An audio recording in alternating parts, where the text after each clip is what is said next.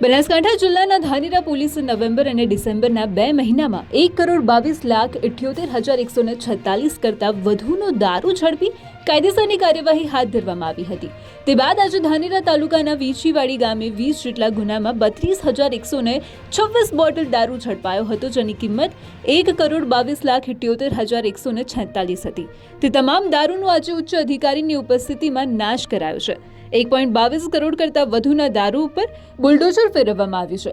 ધાનેરા નાયબ કલેક્ટર નશાબંધી અધિકારી PG Chaudhary, Deesa DYSP CL Solanki તેમજ Dhanera police inspector NJ Chaudhary સહિત ધાનેરા પોલીસના ચુસ્ત બંદોબસ્ત સાથે તમામ દારૂ વીંછીવાડી લઈ જવાયો હતો અને ત્યાં આ તમામ દારૂ પર બુલડોઝર ફેરવવામાં આવ્યું। ધાનેરા તાલુકો એ રાજસ્થાનને અડીને આવેલો તાલુકો છે અને રાજસ્થાનમાંથી ગુજરાતમાં મોટી માત્રામાં દારૂ ઘુસાડવાનું નેટવર્ક પણ ચાલી રહ્યું છે। ત્યારે આ નેટવર્કને નિષ્ફળ બનાવવા માટે ધાનેરા પોલીસ પણ રાત દિવસ મહેનત કરી રહી છે। જેવો જ દારૂ ગુજરાતમાં ઘુસાડવાનો પ્રયત્ન કરે તે જ સમયે ધાનેરા પોલીસ દારૂને ઝડપી પાડે છે। Suresh Galchar, DNR news, Dhanera.